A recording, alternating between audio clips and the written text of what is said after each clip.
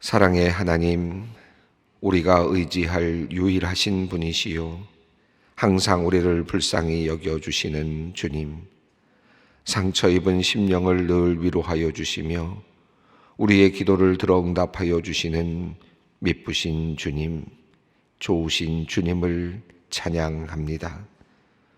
우리의 마음이 큰 두려움으로 떨고 있을 때에도 실상 주님의 손이 함께 하시기에 우리를 해할 자가 없습니다. 이 믿음으로 오늘 하루를 시작합니다.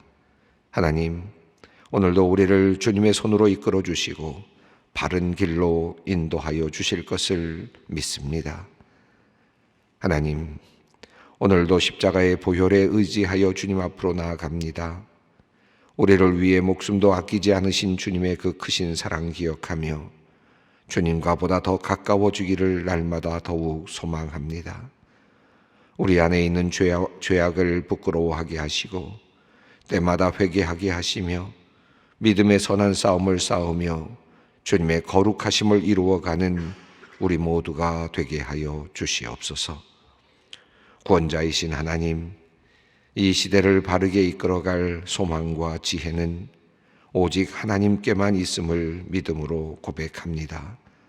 이 땅의 모든 믿는 자들이 인생의 모든 문제 앞에서 가장 먼저 하나님께 물으며 하늘의 지혜를 구하는 자세로 살아가게 하여 주시옵소서. 삶의 중요한 순간마다 하나님 앞에 무릎을 꿇었던 다윗을 기억합니다. 주님, 우리가 다윗의 겸손과 순종을 배우게 하여 주시옵소서. 특별히 이 나라의 정책을 수립하고 집행하는 이들 중에 그리스도인들이 많이 있습니다. 우리 성도님들이 자신의 그 자리에서 하나님께 묻는 사람들이 되기를 원합니다. 인간의 작은 소견으로 나라의 미래를 결정하는 일이 없게 하시고 잘못된 이념으로 나라의 미래를 망치는 일이 없게 하여 주시옵소서. 인기에 연연할 수밖에 없는 정치의 현실이오나 믿음을 가진 정치인들이 그리고 공무원들이 민족의 미래를 깊이 생각하며 하나님의 뜻을 펼침으로 바른 길로 이 나라를 이끌어갈 수 있도록 주님 그들의 마음에 역사하여 주시옵소서. 위로자 되시는 하나님, 소외되고 가난한 우리의 이웃들을 위하여 오늘도 기도합니다. 장애인, 죽음의 땅에서 넘어온 북한 이주민, 그리고 낯선 문화 안에서 정착하고 있는 다문화의 가정들, 부모 없이 자라는 아이들, 노동력을 상실하여 생계가 어려운 독거노인들, 이와 같은 도움과 배려가 필요한 사람들이 이 땅에 너무나도 많이 있습니다. 주님, 이들의 출신과 삶의 환경 때문에 차별받고 멸시당하지 않도록 주님 도와주시옵소서. 언제나 약한 이들과 함께 하셨고 그들의 보호자가 되어주신 주님이 그들의 외로움과 서러움을 위로하여 주시고 그들 편에 서 주실 줄 믿습니다. 더불어 주님의 자녀인 우리들도 그들의 친구가 되게 하시고 그리하여 그들의 삶에 드리워진 그늘을 덜어줄 수 있도록 인도하여 주시옵소서. 혹 우리 안에 그들을 향한 편견이 있다면 주님 거두어 주시옵소서. 그들보다 스스로 높이는 교만이 있다면 주님 용서받기를 원합니다. 자격 없는 우리가 주님께 받아온 사랑을 기억하며 주님이 우리에게 허락하신 것들을 가난하고 그리고 연약한 이들과 함께 나누며 살게 하여 주시옵소서. 일시적인 도움과 돌봄으로 그치지 않고 장기적이고 지속적인 돌봄이 이루어지기를 소망합니다. 사귐과 나눔의 기쁨이 우리 안에서 풍성하게 흘러갈 수 있도록 은혜를 베풀어 주시옵소서. 뇌출혈을 겪고 또 코로나 감염으로 힘든 시간을 보냈던 성도님이 새로운 병실로 이동하여 회복 중입니다. 혈압과 체온이 정상적으로 회복되게 하시고 안전한 환경에서 잘 치료받고 나음의 은혜를 얻게 하옵소서.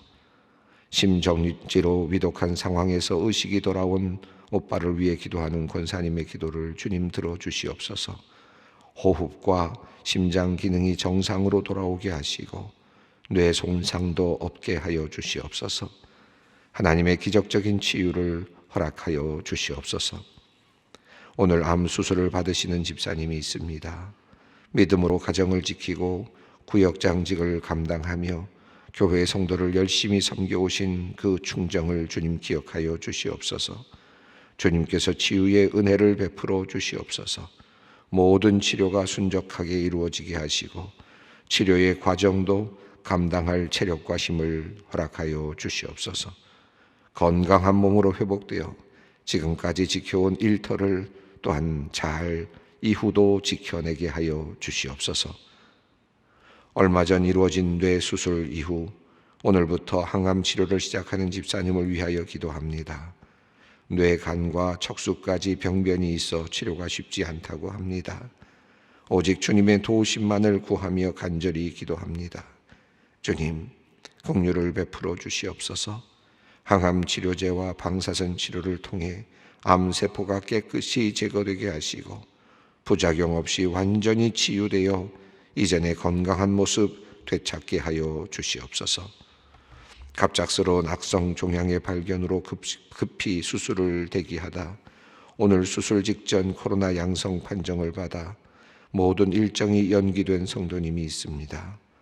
암 진단도 당황스러운 것인데 연이어 감염병까지 겪게 된 성도님의 마음을 주님 위로하여 주시옵소서.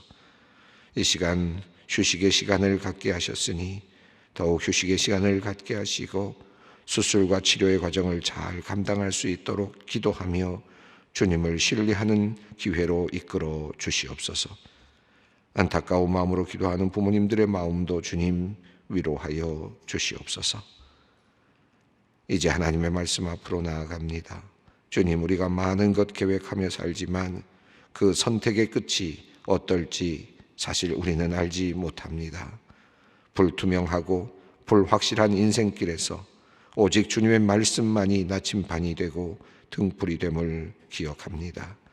이 새벽에 주시는 그 말씀에서 하늘의 지혜와 생명의 충만함을 발견하게 하시고 말씀의 능력으로 이 하루를 살아가게 하여 주시옵소서. 감사드리며 주 예수 그리스도의 이름으로 기도드리옵나이다. 아멘. 오늘 말씀은 고린도후서 12장 11절로 18절 말씀입니다. 고린도후서 12장 11절로 18절 말씀 함께 봉독하겠습니다. 내가 어리석은 자가 되었으니 너희로 어찌로 시킨 것이니 나는 너희에게 칭찬을 받아야 마땅하도다. 내가 아무것도 아니나 지극히 크다는 사도들보다 조금도 부족하지 아니하리라. 사도의 표가 된 것은 내가 너희 가운데서 모든 참음과 표적과 기사와 능력을 행한 것이라. 내 자신이 너희에게 폐를 끼치지 아니한 일밖에 다른 교회보다 부족하게 한 것이 무엇이 있느냐. 너희는 나의 이 공평하지 못한 것을 용서하라. 보라, 내가 이제 세 번째 너희에게 가기를 준비하였으나 너희에게 폐를 끼치지 아니하리라. 내가 구하는 것은 너희의 재물이 아니요 오직 너희니라. 어린아이가 부모를 위하여 재물을 저축하는 것이 아니요 부모가 어린아이를 위하여 하느니라. 내가 너희 영혼을 위하여 크게 기뻐함으로 재물을 사용하고 또 내 자신까지도 내어주리니 너희를 더욱 사랑할수록 나는 사랑을 덜 받겠느냐. 하여간 어떤 이의 말이 내가 너희에게 짐을 지우지 아니하였을지라도 교활한 자가 되어 너희를 속임수로 취하였다 하니 내가 너희에게 보낸 자 중에서 누구로 너희의 이득을 취하더냐. 내가 디도를 권하고 함께한 형제를 보내었으니 디도가 너희의 이득을 취하더냐. 우리가 동일한 성령으로 행하지 아니하더냐. 동일한 보조로 하지 아니하더냐. 아멘. 계속되는 이 바울의 호소를 읽다 보면 정말 우리의 마음도 좀 답답해지고 정말 힘들어하고 있는 바울의 모습이 비춰집니다. 계속되는 반어적 표현과 그리고 또 그 상황에 대한 어떤 아픔이 계속해서 드러나는 것을 보면서 바울이 얼마나 많이 이 부분에 대해서 지금 고민하고 있고 힘들어했는지를 알 수 있게 됩니다. 사실 이 본문 말씀들은 참 해석하기도 어렵고 또 사실은 이 말씀을 가지고 우리에게 적용하기도 쉽지가 않아서 사실은 이 본문 말씀, 특별히 이 부분의 말씀들은 고린도후서에서 잘 설교로 사용이 되지 않고 또 많이 사용되지 않는 그런 경향이 있는 것이 사실입니다.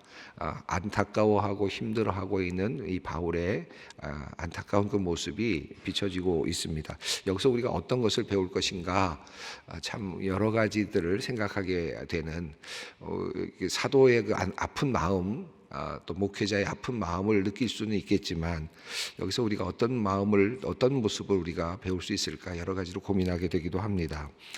이 사도 바울의 그 이야기는 11장 16절에서 내가 어리석은 것을 용납하라 라고 이야기를 하면서 시작된 그 본문이 오늘 본문 말씀 11절 말씀에서 내가 이제 어리석은 자가 되었으니 라고 이렇게 표현을 하면서 이제 내가 어리석지만 내가 한번 자랑해 보겠다라고 말했던 그 모든 내용들이 이제 정리되고 있는 그런 부분이라고 할 수 있겠습니다.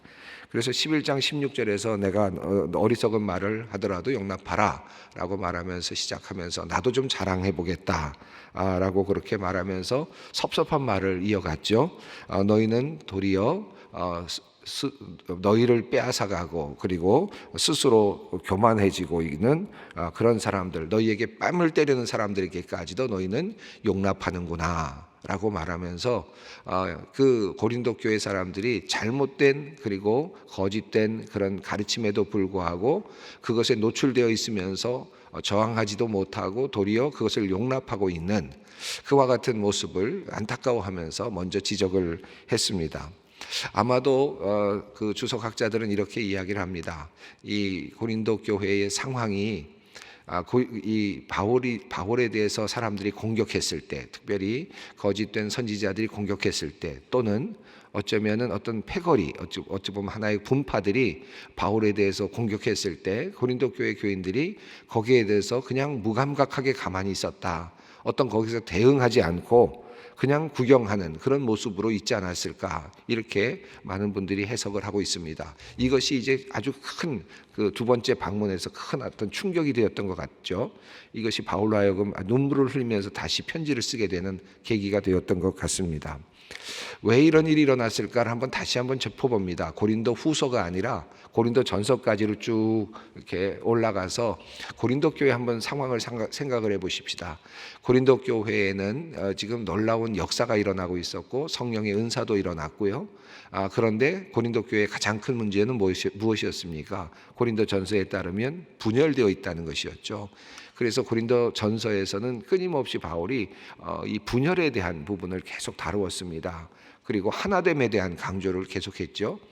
그래서 이 분열이 어떤 부분으로 나타났습니까? 우리는 게바의 파다, 우리는 바울 파다, 우리는 아볼로 파다, 이렇게 이야기하면서 우리는 그리스도 파다, 이렇게 이야기를 하면서 서로 나누어져 있었던 분파, 분열된 모습, 그리고 더 나아가서 성령으로 인해서 성령의 은사를 가지고 서로 자랑하는 모습. 그래서 성령의 은사를 가지고 내가 병 고치는 은사가 있다, 내가 방언하는 은사가 있다, 내가 어떤 은사를 가지고 있다라고 말하면서 그 은사가 최고라고 자랑하고 있는 그와 같은 또 다른 하나의 모습.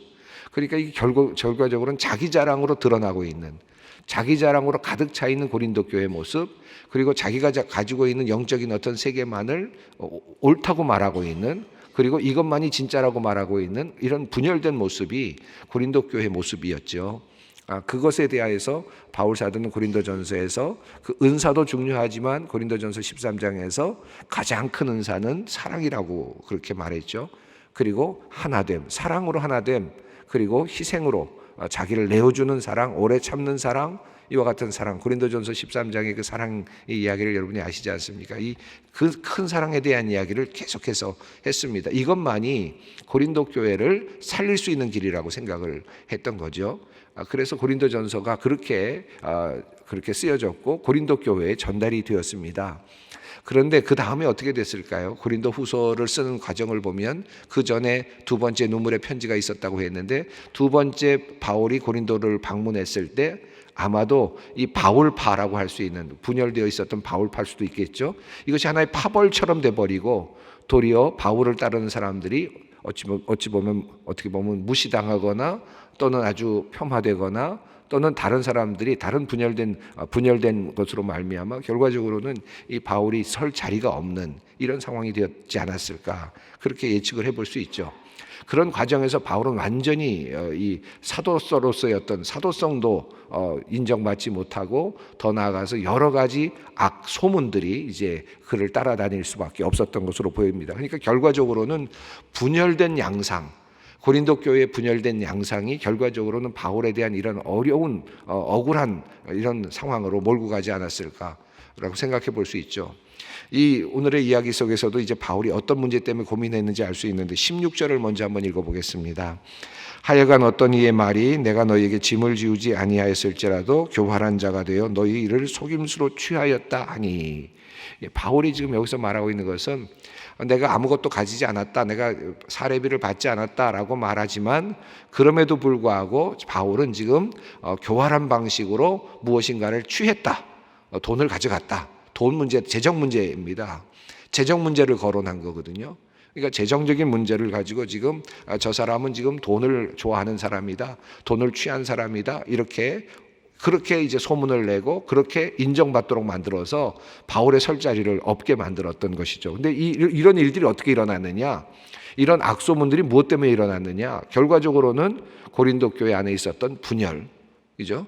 게바파, 바울파, 그리스도파, 그리고는 아볼로파, 그리고 또 그를 따르는 사람들, 또 그 안에서 또 리더가 되려고 하는 사람들, 그 안에서 또 선지자로서의 어떤 입지를 굳히려고 하는 사람들, 자기의 지도력을 좀 더 강화시키려고 하는 사람들, 자기의 영향력, 자기가 이 교회 안에서의 어떤 힘, 이런 것들을 조금 더 세게 만들려고 하는 사람들이 만들어 놓은 결과물이 그것이었다는 겁니다. 진정한 사도 바울에 대해서 폄하를 하고 결과적으로는 거짓된 소문으로 만들어가고, 또는 의혹으로 만들어가고 사람들로 하여금 나쁜 인상을 받게 만드는 이와 같은 일을 했다는 말입니다.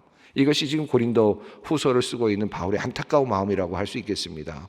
그러니까 바울은 지금 자기 자신은 돈은 하나도 받지 않으면서, 특별히 오해를 받을까 봐 고린도 교회에서는 사례비를 받지 않으면서 일을 하면서 마게도니아 교회로부터 지원을 받아서 생존을 하면서 또 선교를 하면서 그렇게 진행을 하고 있었는데, 그럼에도 불구하고 오해를 받았고, 그에게서 중요한 지금 오해는 지금 쭉 읽어가면서 우리가 알게 됐던 것들이 몇 가지가 있었죠. 그는 말을 잘 못한다는 것이죠.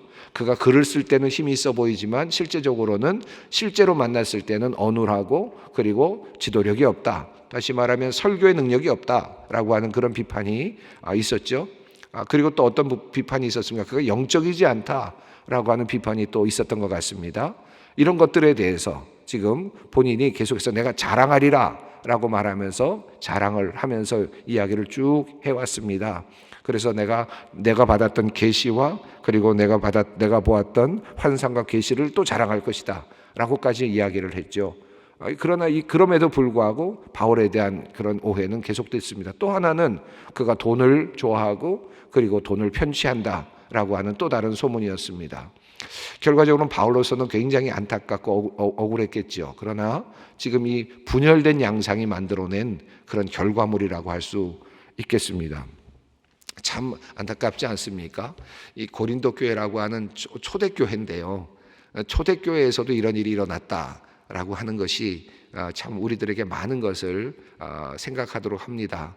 초대교회에서도 하나님의 능력이 그렇게 강력하게 나타나고 있는 교회 안에서도 분열이 일어났고, 그 분열의 양상이 결과적으로는 있지도 않는 거짓 소문들을 만들어내게 되고, 그리고는 서로 그것을 가지고 자기의 어떤 이득을 얻으려고, 자기의 어떤 힘을 더 갖게 하려고 하는 의도에서 이렇게 잘못된 소문들을 퍼뜨리면서 그러면서 교회 안에서 지금 분열이 일어나고 있는 이와 같은 양상, 이 바울의 입장에서 얼마나 안타까웠을까. 특별히 순수한 복음을 전하고 싶었던, 정결한 신부로 고린도 교회를 예수 그리스도와 연결시키고 싶었던 이 바울의 입장에서는 얼마나 안타까웠을까 하는 그런 생각을 해보게 됩니다.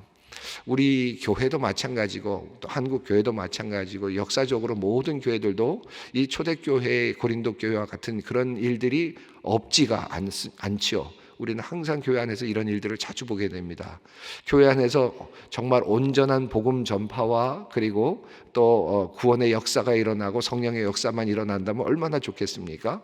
그런데 그 안에서 분열이 일어나고 분파가 일어나고 자기의 어떤 힘을 좀 더 가지려고 하는 사람들이 만들어지고 자기의 지식을 좀 더 자랑하려는 사람이 나타나고 자기가 갖고 있는 영적 경험을 완전히 하나의 어떤 스탠다드화 시켜서 어떤 그 규범화 시켜서 그렇지 못한 사람들을 정죄하는 사람들이 나타나면서 결과적으로는 교회가 분열되는 경우들이 참 많이 있습니다. 그리고 결과적으로는 그 분열은 영적인 의미에서만 대화가 나눠지는 것이 아니라 바울의 이런 것처럼 그는 언어하다든지 그는 뭐가 잘못됐다든지 그는 또 어떤 재정적인 문제가 있다든지 이런 문제를 가지고서 또다시 번져가고 그리고 교회가 더 어지러워지는 경우들이 참 많이 있죠. 이것이 근데 현실입니다. 그리고 바울도 힘들어했던 문제였습니다.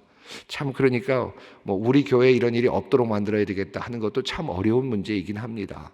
그러나 초대교회도 이런 일이 있었다라는 사실을 우리가 깊이 생각하면서 저는 이 말씀을 읽어가면서 우리가 여기서 이 아픔 속에서 바울이 어떻게 고민하고 있는가 그리고 어떻게 아파하고 있는가를 통해서 하나님의 마음도 우리가 한번 이 과정 속에서 느껴보았으면 좋겠다는 생각이 듭니다. 자, 11절 한번 다시 읽어보겠습니다. 내가 어리석은 자가 되었으나 너희가 억지로 시킨 것이니 나는 너희에게 칭찬을 받아야 마땅하도다. 내가 아무것도 아니나 지극히 크다는 사도들보다 또 좀도 부족하지 아니하니라. 자, 내가 어리석은 이야기 좀 해봅시다 라고 이야기했는데 이제 마무리합니다. 이제 이렇게 어리석은 자가 되고 말았습니다 라고 말하죠. 앞서서 그는 몇 가지 어리석은 이야기를 했습니다. 처음에는 내가 아브라함의 자손, 너희가 아브라함의 자손이냐? 나도 아브라함의 자손이다. 너희가 유대인이냐? 나도 유대인이다. 이렇게 시작을 했습니다만은 결과적으로 바울은 어떤 것을 자랑했습니까? 자기가 맞았던 것, 그리고 또 죽을 뻔했던 것, 이런 것들을 자랑했죠. 약한 것을 자랑했습니다. 그래서 40의 감한 매를 5번이나 맞았다. 하나 감한 매를 5번이나 맞았다. 이러면서 쭉 자기의 어떤 고난의 여정을 자랑했습니다. 역설적인 자랑이었죠. 그만큼 내가 하나님 앞에서 충실한 종이었다는 것을 자랑했습니다. 그리고 나서 또 자신이 보았던 환상과 계시를 자랑했습니다. 그리고 나서는 육체적인 가시를 자랑했습니다. 하나님께서 육체적인 가시를 없애달라고 기도했지만 하나님께서 그에게 내 은혜가 내게 족하다라고 말씀하셨다는 이야기까지 모든 것을 다 내놓았어요. 자기 자신에 있는 모든 것을 다 내어놓았습니다. 그리고 이 어리석은 자랑, 인간적인 모습, 자기 자신의 어떤 그 모습을 그대로 드러낸 다음에 결국 내가 어리석은 자가 되고 말았군요 라고 말하는 것입니다. 너희가 억지로 시킨 것이니, 그럼 무슨 말입니까? 이렇게 한 것은 여러분이었습니다. 나를 이렇게 억지로라도 자랑하도록 만든 것은 여러분이었습니다. 여러분이 나를 억지로, 사실은 이렇게 여러분이 나를 이렇게 만들어 간 것입니다 라고 이렇게 이야기를 합니다. 나는 너희에게 칭찬을 받아 마땅하도다 라는 말인데요, 이 말은 마땅히 나는 여러분의 추천을 받아야만 했었습니다 라고 현대 성경은 번역을 하고 있고, 또 새 번역은 마땅히 나는 여러분이 나를 인정해 주어야만 했었습니다 라고 그렇게 번역을 하고 있습니다. 다시 말하면 나는 사실은 여러분의 인정을 받아 마땅했던 사람입니다. 여러분은 나를 그래도 자랑스럽게 생각해야 되고, 그리고 인정해 주어야 되고 칭찬해 주어야 마땅했습니다 라고 그렇게 이야기를 합니다. 솔직한 바울의 그 고린도 교회를 향한 솔직한 마음이라고 할 수 있겠습니다. 자, 그러면서 내가 아무것도 아니나 지극히 크다는 사도들보다 조금도 나는 부족하지 않습니다. 여기서 지극히 크다는 사도라는 말은 두 가지 의미로 해석이 돼요. 하나는, 첫 번째는 예루살렘에 있는 베드로와 야고보와 요한과 같은 지금 예루살렘에 있는 사람 중에서 특별히 사도들, 특별히 예수님의 제자로서 특별한 그런 어떤 힘을 가지고 있었던 제자들, 이 사도들보다 내가 조금도 모자라지 않다라고 이야기하는 것이고, 또 한편으로는 고린도 교회에서 내가 굉장한 능력을 갖고 있는 사도다라고 자랑하는 사람들, 내가 사도권이 있다라고 자랑하는 그런 사람들보다 내가 조금도 못하지 않다. 이 두 가지 의미로 다 사용이 되는 것 같습니다. 어쨌든 중요한 것은 내가 어떤 사도보다도 나는 조금도 부족하지 않습니다 라고 하는 이야기입니다. 12절 말씀입니다. 사도의 표가 된 것은 내가 너희 가운데서 모든 참음과 표적과 기사와 능력을 행한 것이니라. 사도의 표가 어떤 것이냐? 어떤 사도가 어떤 것이냐 하는 것은 참고, 오래 참고, 그리고 표적이 나타나고, 그리고 하나님의 기사, 놀라운 일들이 일어나고, 그리고 하나님의 능력이 드러나는 데 있다. 사도의 권위는 여기에 있는 것이다 라는 것이죠. 이것은 로마서 15장 19절에도 같은 내용이 나타납니다. 기적과 이사가 나타나고 능력이 나타나는 사도의 역사, 사도성의 역사, 사도로서의 어떤 그 가치가 드러나고 있습니다. 자, 그러니까 바울은 말합니다. 내가 사도인 것은 나를 통해서 하나님께서 오래 참음을 보여주시고 표적을 보여주시고 기사와 능력을 보여주셨다라고 하는 것입니다. 자, 13절 말씀 있습니다. 내 자신이 너에게 폐를 끼치지 아니한 일밖에 다른 교회보다 부족하게 한 것이 무엇이 있느냐? 너희는 나의 이 공평하지 못한 것을 용서하라. 이 바울은 말합니다. 자기 자신이 고린도 교회에 어떤 것도 받지 않았죠.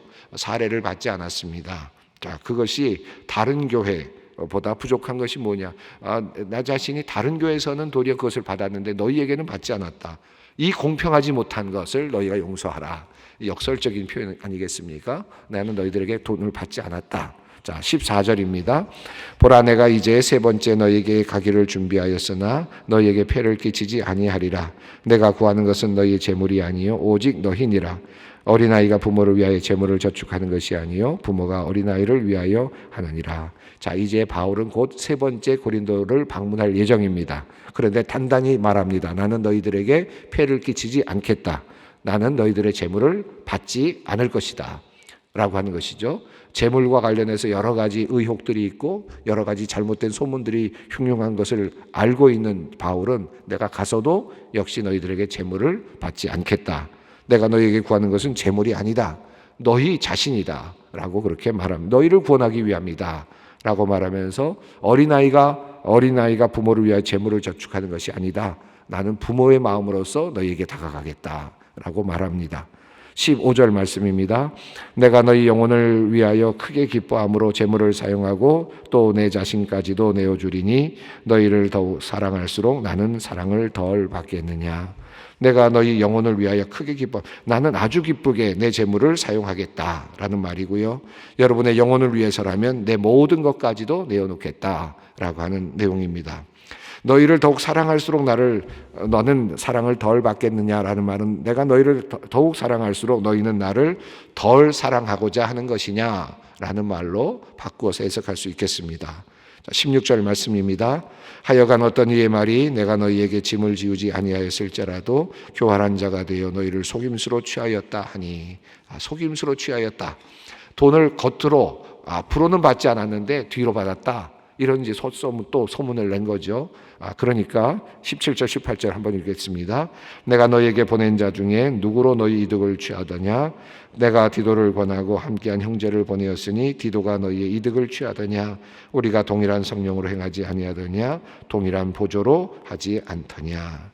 예, 디도도 그렇고 함께 갔던 형제들도 그러했느냐라고 물으면서 바울은 자신의 결백을 다시 한번 분명하게 밝히고 있습니다.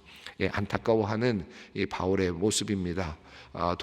재물을 취하지 않았음에도 불구하고 재물을 취하였다라고 하는 또 다른 오해를 받으면서도 그러면서도 또 예루살렘 교회를 위하여 헌금을 하라고 또 다시 말하고 있는 그런 고린도 교회를 향한 바울의 마음, 그러니까 진정한 교사의 마음이죠. 진정한 그리고 그런 그 사도의 마음이 잘 나타나고 있습니다. 우리가 이런 이야기를 쭉 읽으면서 우리 교회 안에 어떤 교회 안에든지 이런 분열의 모습이 결과적으로는 이런 참 안타까운 어떤 그 힘든 여러 가지 힘들게 하는 여러 가지 일들이 있겠구나 하는 것들을 우리가 다시 한번 깨닫게 됩니다. 예, 우리가 예방 주사를 맞듯이 이런 말씀을 읽을 때마다 우리가 앞으로 어떻게 해야 될까, 교회 안에서 어떻게 살아야 될까 깊이 생각할 수 있는 그런 좋은 의미 있는 말씀일 수도 있겠습니다. 함께 이 기도의 자리로 나아가겠습니다. 하늘에 계신 우리 아버지의 이름을 거룩하게 하시며 아버지의 나라가 오게 하시며 아버지의 뜻이 하늘에서와 같이 땅에서도 이루어지게 하소서. 오늘 우리에게 일용할 양식을 주시고 우리가 우리에게 잘못한 사람을 용서하여 준 것 같이 우리 죄를 용서하여 주시고 우리를 시험에 빠지지 않게 하시고 악에서 구하소서. 나라와 권능과 영광이 영원히 아버지의 것입니다. 아멘.